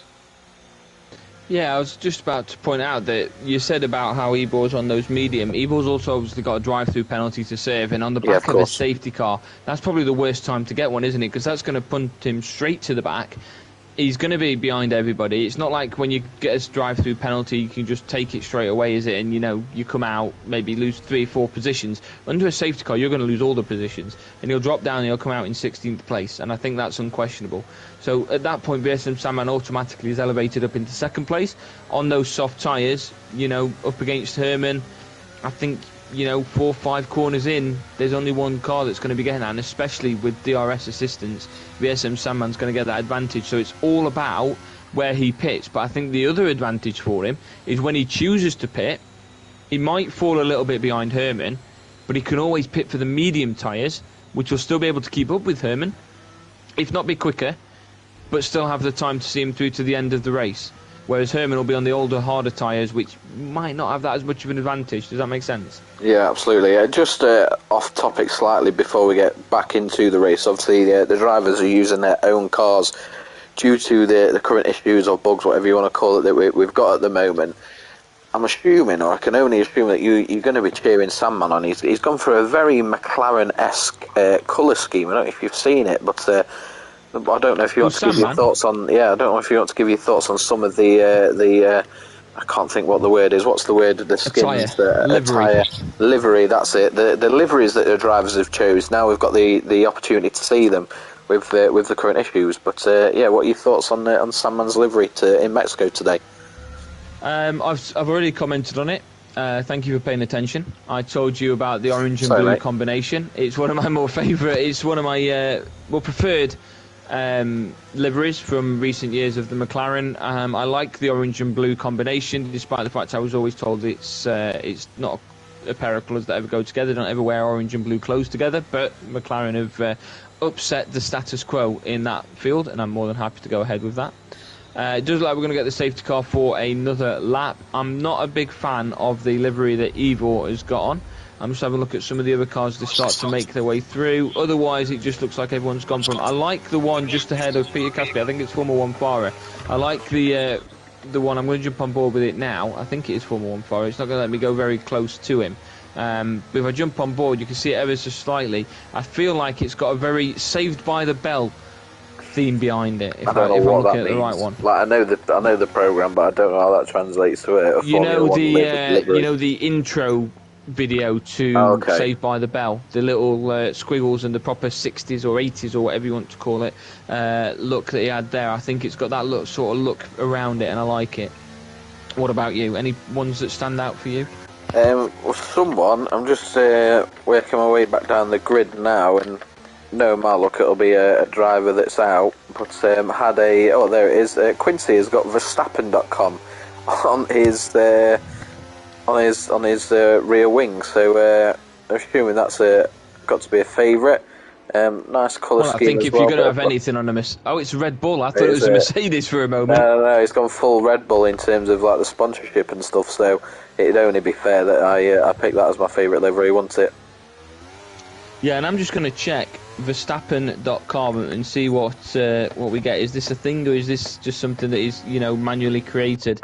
It is actually a website for Max Verstappen. Has his own website called Verstappen.com, and you can buy all of his T-shirts on there, his hats, his helmet for $164 if you've got that knocking about. You've got canvases, you've got a lot available for Max Verstappen, so he's got his own website skin for you. As we are about to get back underway, Herman is the pace setter for us, so we'll jump on board with him. I strongly suspect Ivor will head into the pits as we go round onto the pit straight, which will have VSM Sandman to quickly gain second place. It's all about the heat they've managed to get into these tyres, as Quincy gets a 5-second time penalty. I think there's been some brake testing going on in the build-up to the restart on the back of safety car number 2 in the first race of season 12 of the All Assist Soft League, as Ivor stays out and VSM Sandman is going to go straight up the inside and waste no time trying to take second place away from him, but he is forced to go back behind him heading into turn 1. Herman will do everything he can to try and get as much of an advantage, knowing that the driver behind him is on quicker tyres, as Sandman again tries to go up the inside but is forced to stay back in third place. Ivor holds second from him at the moment, and all Herman will be hoping is Ivor holds second place till at least the end of this lap, to allow him to get a bit of an advantage on VSM Sandman in the McLaren. He's going to try and hold that corner again, goes just in front of Ivor to stop any sort of overtake opportunities there. Ivor would love to get first place before he has to pit as well, gives him a bit more of an advantage, as Peter Caspi now has a 3-second time penalty from down further in the track as well. Danger Dave moves up into 6th place. You can see on the left hand side of your screen, Toxic gets past Racing Wheel into 7th as well. We are on board with Herman, who is the current race leader, as Tarkangino retires from the race, and we've got another safety car. Here we go. What else can we talk about for the sake of the next couple of laps? As we see Herman out there at the moment. It's an opportunity now for Surbo on those soft tyres though to box. Yeah, I mean, we've just had our safety car conversation, and so I don't really know what have you had for tea, Aggie? I'm very, very hungry. What have you had? I haven't. I got back from work a little bit late. Obviously, I've been doing a lot of fitness stuff lately, so I walked back from work. It was a nice 45-minute walk, and I haven't eaten yet, so my food time was going to come after this race, but this race could be prolonged for the next 3 to 5 working days, depending on how many more safety cars we get to see, and I might just be going a little bit hungry for a while. How about you? Exactly the same, mate. I thought a short bit of time between finishing work and jumping on for this, so I thought, I'll have something after, and if anyone's watching, come on, lads, let's get this done, because we're hungry. So you're adding about an extra 20 minutes at the moment to this overall race time with how many pit stops how many safety cars we're getting. So I feel like we're all out of safety car related conversation when we can't comment on the race, because they're not racing at the moment. So yeah. We're just getting to the halfway point of this race, and Ivor. Now, this is the thing that I'm not sure, so you might have to confirm whether this is the rule or not. So we've established that Herman cannot pit.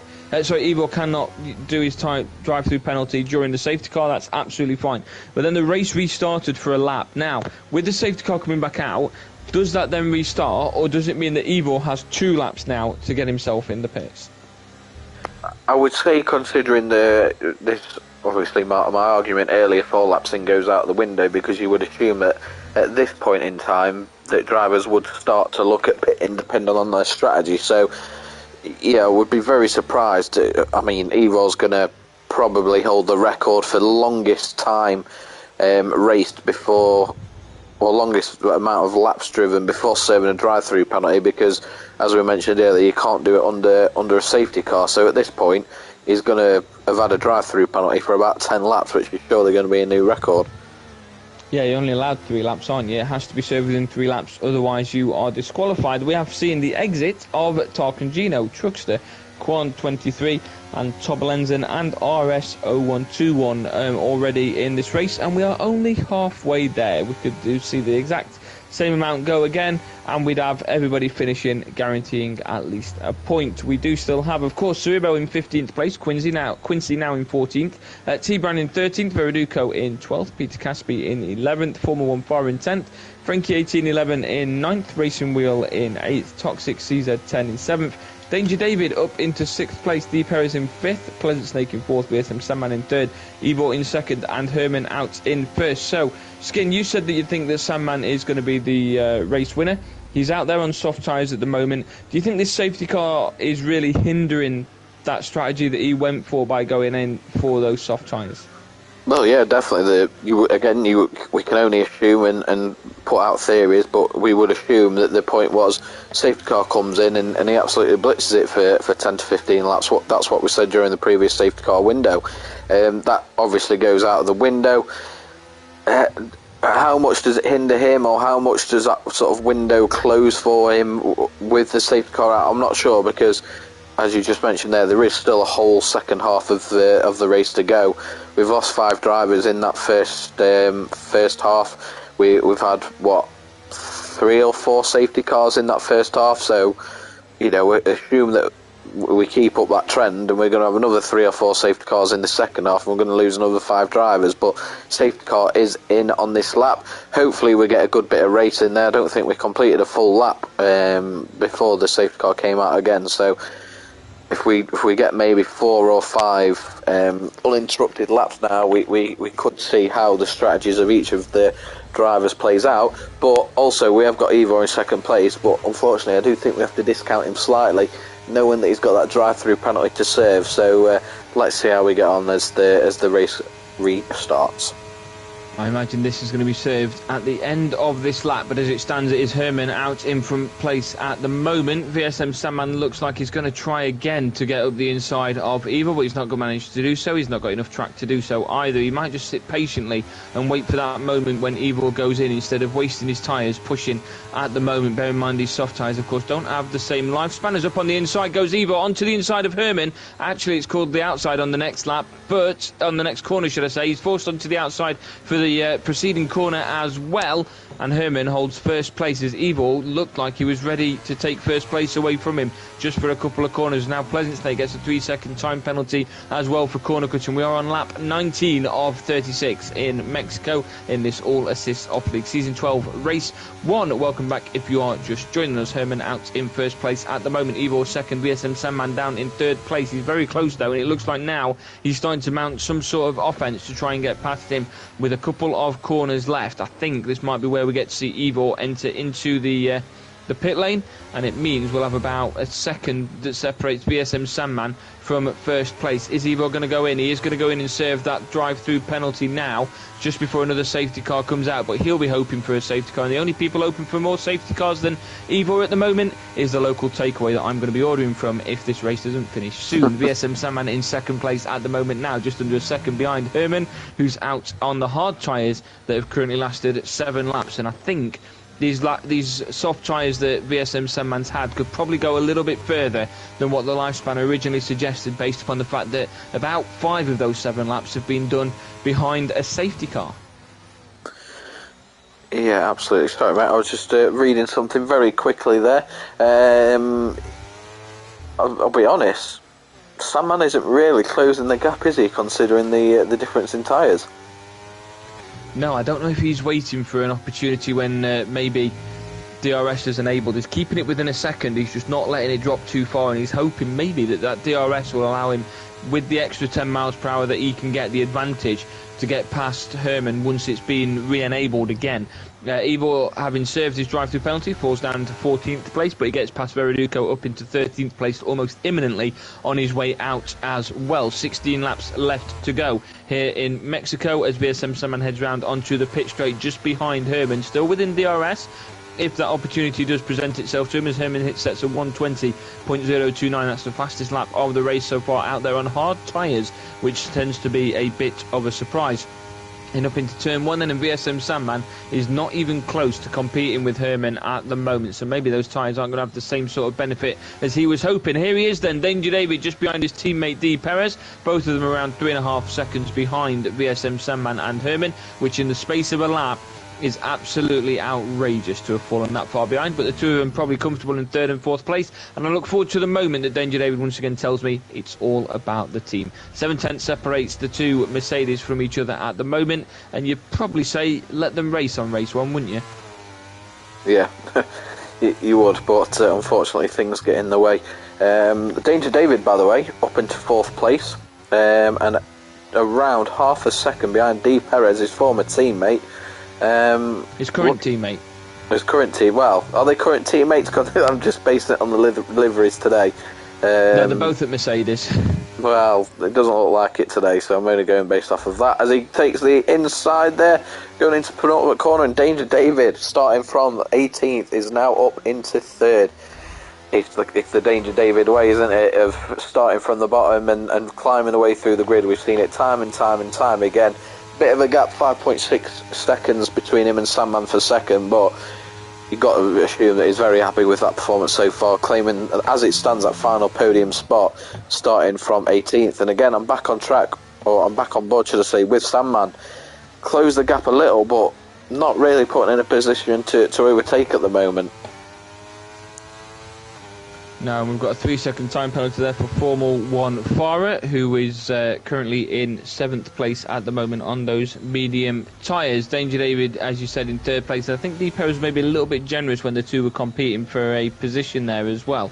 And I think he went a little bit too wide. I don't know if that was on purpose or not, but I think it was a little bit too casually moving aside to let Danger David by, who is currently nearly 6 seconds behind VSM Sandman, who is 7/10 behind Herman at the moment, and he's starting to get those soft tyres burning a little bit, and there's a chance now for him to get the overtake, heading round onto the pit straight. Of course, Herman has pitted onto those hard tyres that will surely see him through to the end of the race. VSM Sandman opted for the soft tyres, but at the moment it seems like the hard tyres may have in fact been the better option to go for. The pit stop for Sandman at the moment would probably drop him into around about 9th place, I'd say, comfortably, as he opens up DRS on the pit straight now. See if he can attack with Herman, who goes into the first corner. I don't think he's going to get quite close enough, as Herman somehow managed to get himself over a second lead after the DRS detection zone. So he managed to gain that leverage there a little bit, didn't he?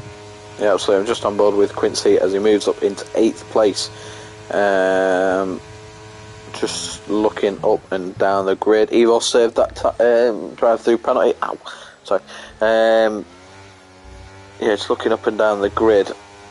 Toxic 5th place at the moment. Little bit of a train between Danger David, D-Pros and Toxic, but enough of a gap where there shouldn't be too many sort of incidents or issues. We might get some racing, but this soft tyre against hard tyre strategy is not paying off at the moment for Sandman.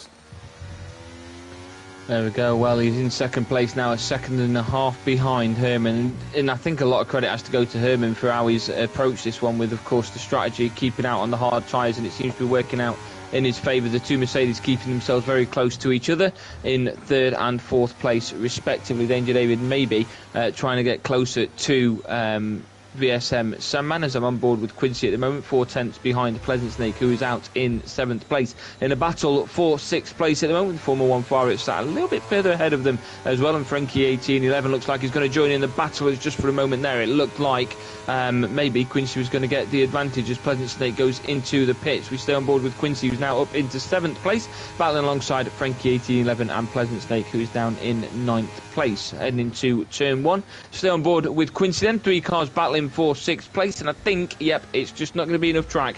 They run out, and Quincy has to stay in 7th place at the moment. We'll not jump on board with the Mercedes of the Paris, because I think the battle between him and Danger David is more of a little teammate fling at the moment than anything else, but we'll stay on board with Pleasant Snake, who I think has just fallen quite far behind the others as well. He has dropped quite a bit behind from that pit stop. So Frankie 1811 is where we'll jump in 8th place at the moment. He's the closest to an overtake, and he's very close to Quincy up in 7th place as we head through sector 2 at the moment. Herman stands out in the lead on 11 laps on hard tyres.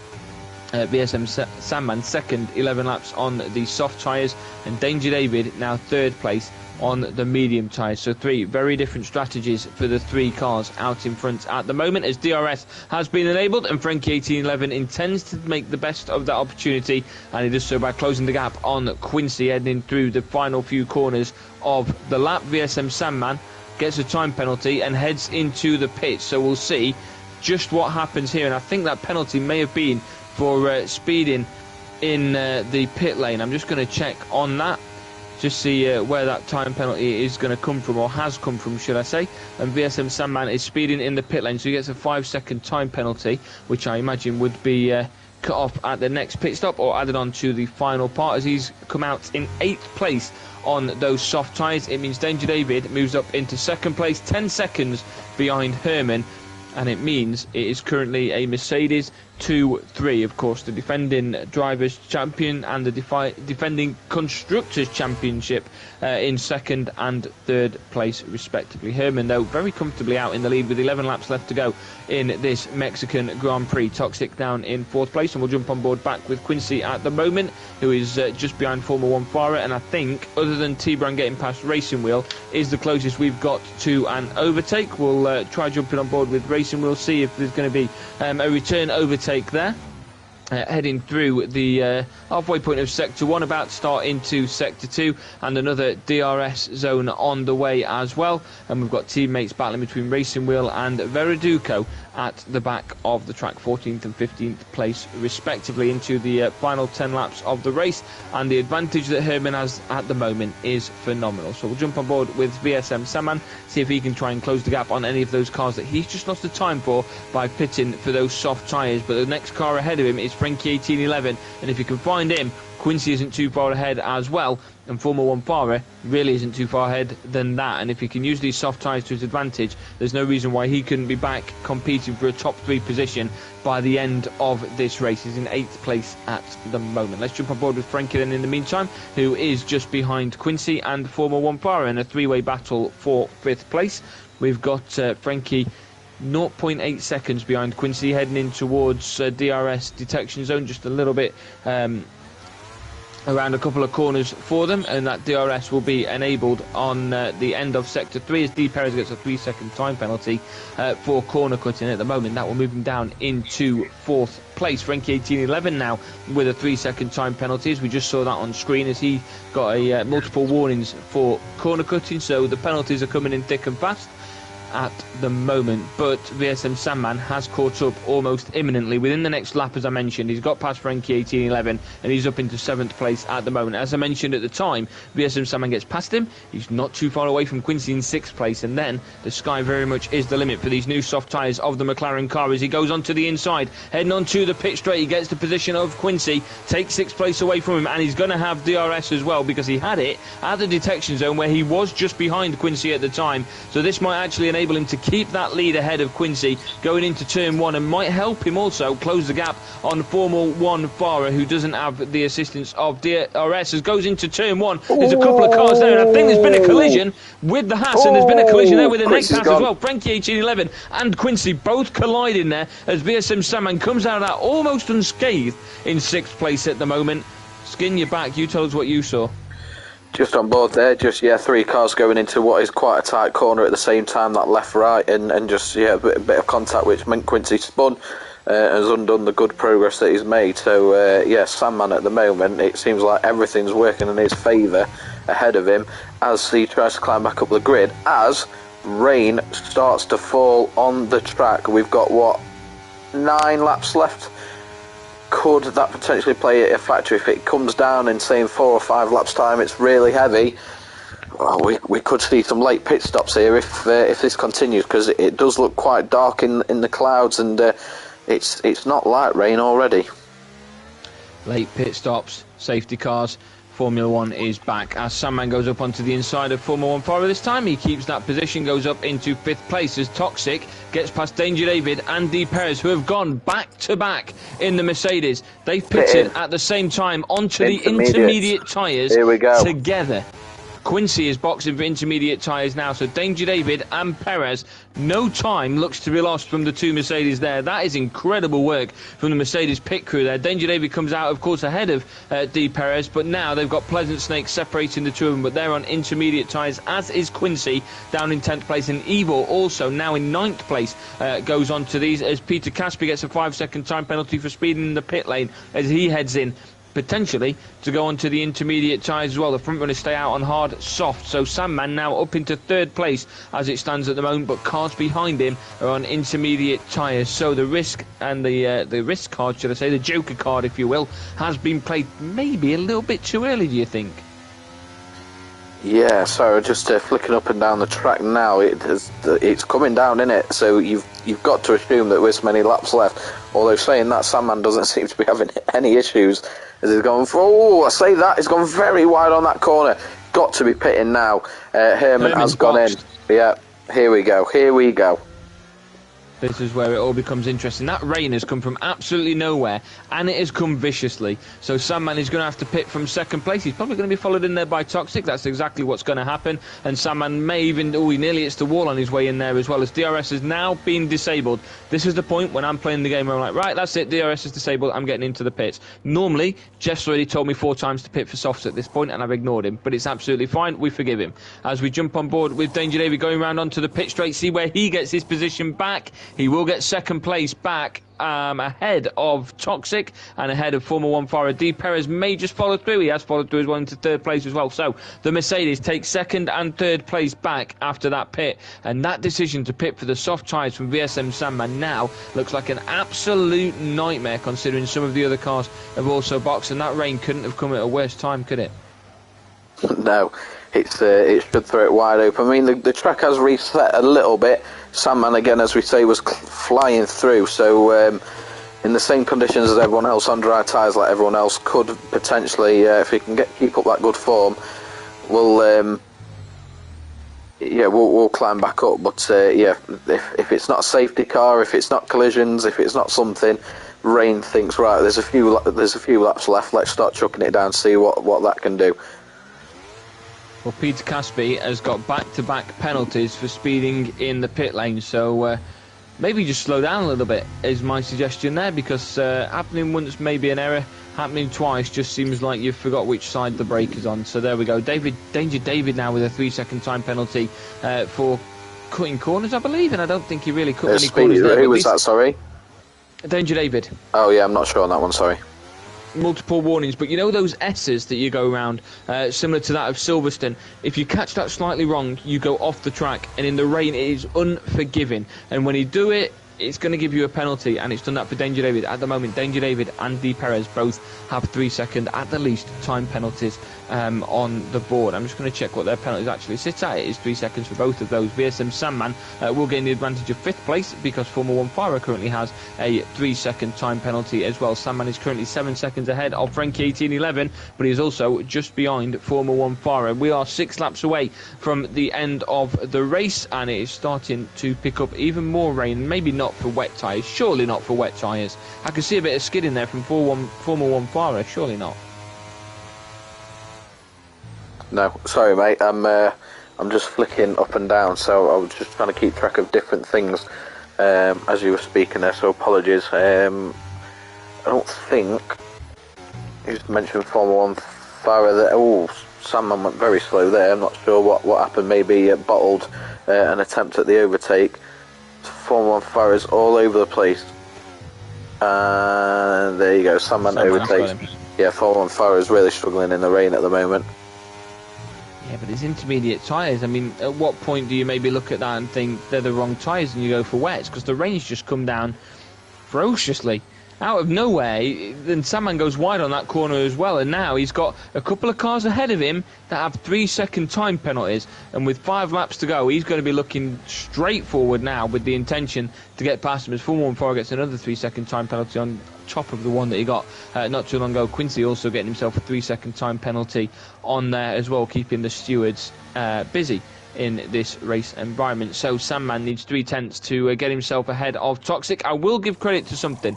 Now, I know Sandman does fight valiantly, and I get it, and a lot of the time he does make silly decisions, and sometimes that can be costly for him, but in the rain, he's incomparable.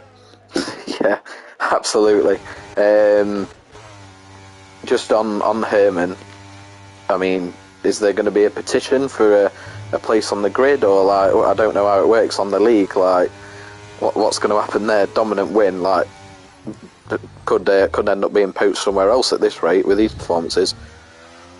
Yeah, you've got to think there's going to be a couple of teams out there at the moment that think, you know what, I could have in my mind. There's got to be a couple of teams that at the moment are just sat there with one driver that, you know, is consistently. It's fair to say, you know, you miss a race here or there, or maybe you've got things going on, like you've already said. Sometimes you've got things that take priority, and that's understandable in these sort of leagues. But there's got to be a point where, you know, if you don't race for the majority or all the season, you've got to then look at it and think, at what point do we replace this driver? At what point do we, you know, bring in somebody that is here every week? And Herman is that guy. He's here every week. He's performing extremely well. He's currently nearly 20 seconds ahead of Danger David, who we know is a front runner in this league, as is VSM Sandman.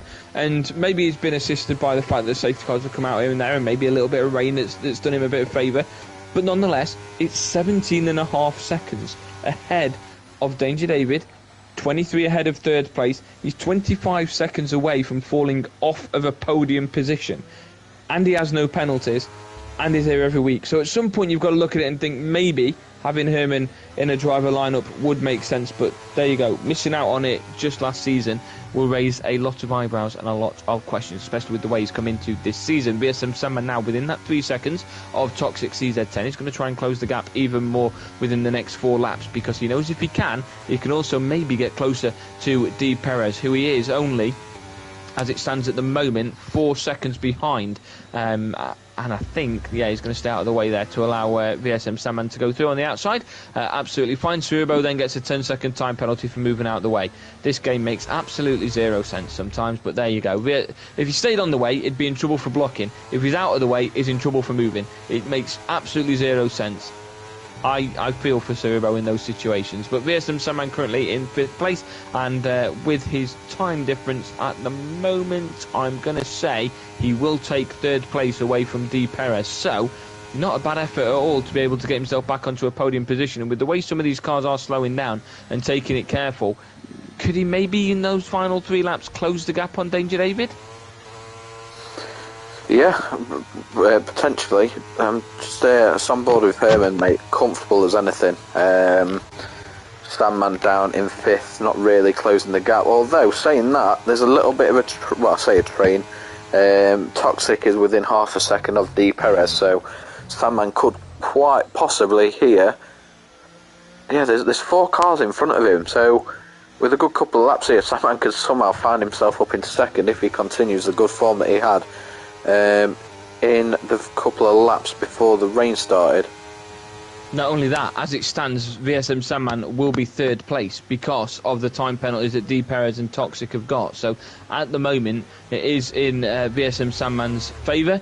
He could get himself back up there in a podium finish. And I think based upon how this race has gone, I know it's not going to be the same as a race win, but it's going to be as good as based upon how it's really fallen for him, isn't it? Yeah, definitely. Not a bad debut for the McLaren at all. Of course, there have been quite a few changes in the driver lineup this season. So Herman out in lead at the moment. 3 laps left to go of this Mexican Grand Prix. We've had entertainment from start to finish with our dynamic weather, and we've even had the introduction of safety cars on a more than regular basis. Bert Mylander has definitely earned his wages in this one. So Sandman, we are on board with in 5th place at the moment, just watching him close that gap onto Toxic. We do have a gap formed around halfway down the grid as well, as I don't think he's going to really put too much into making an error. You've got to think, in this rainy weather, you're not going to take too much of a risk, are you? 5 tenths behind Toxic, 1.6 seconds behind D. Perez. You know, do you really need to take that risk? The position's yours. Do you think realistically in the next 3 laps you're going to get that 8 seconds to catch up with, or 5 seconds to catch up with Danger David because he's got a time penalty as well? Maybe not. So at this point, you just accept maybe it not, for but we also know anything can happen. But yeah, just purely based on assuming the race is clear for this last 3 laps, yeah, you would assume not. Yeah, so you don't really want to be taking a risk. I mean, if the gap opens up with Toxic, or if D. Perez do have an incident, or even Danger David have an incident that allows you to maybe get ahead, then you take it. But otherwise, you know, you're now 1.8 seconds behind 3rd place. With them both having a 3-second time penalty, you take it, don't you? And then the Mercedes obviously will get 2nd and 4th place at that point. And he's going to go up the inside anyway and take it past Toxic, who I think just came off a little bit too wide. But if that opportunity presented itself and he got past Perez, you know, it could be a bit of a shootout to get himself into Danger David territory before the end of this race. But it does look pretty much solidified, barring a miracle, barring a huge error. We have our race winner. Skin, we are about a lap away, so I'll let you prepare for your turn to take us through the final lap. I've done it every time we've done these, but for the last race you're going to be here for, holy cow, Sandman's got a penalty. That's changed everything. Now he might have to take that punt on D. Perez to try and get himself into third place, because it stands at the moment, after I've said he's simply faultless, he's made a fault. Fourth place as it stands at the moment, he got ahead of Toxic, but now he needs to get that gap closed on D. Perez with almost a lap left. But yeah, I was saying, Skin, with it being your last race, I'm going to let you take us round the last lap with Herman. I'll jump on board with him in just a moment's time when he gets ready to cross the stop-start line for the final lap, so I'll let you prepare yourself for your swan song, if you will, as we stay on board at the moment with Sandman. He's 1.3 seconds behind D. Perez, and it looks like that 3-second time penalty that he just got might actually be the icing on top of the cake for his race, where he's going to finish in 4th place. So Danger David in 2nd, D. Perez in 3rd, VSM Sandman in 4th, and Toxic in 5th. Finish off your top 5. I am now going to jump on board with Herman for the final time. Skin, take us to the end of the race. Am I on board with Herman as well? And here we go. As Herman crosses the line going into the final lap, it's taken about 3 days.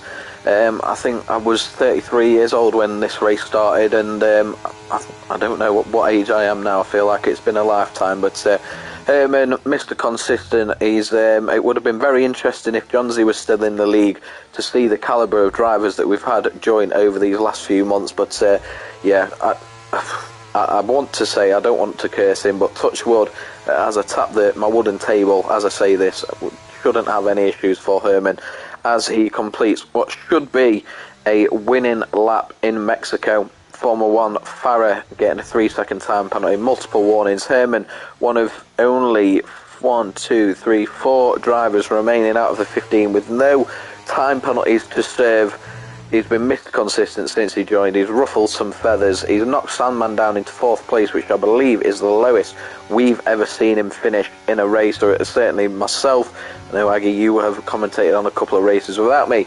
As Herman goes into the 3rd and final sector, the final sector of the race. It's been emotional. It's been crazy. It's been chaotic. But the new man on the track, he's unassigned at the moment, so I'm having a little bit of flag as the confetti and the fireworks go off. Sandman has left the session, he's had enough. He's in protest as the new leading light in the all assists off league.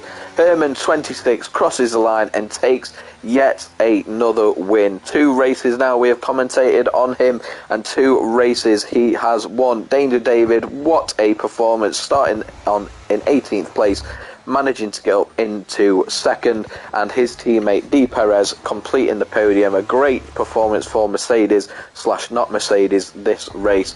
And Toxic up in 4th, one of the popular drivers on our streams, has secured 4th place. Aggie, what do you think to that?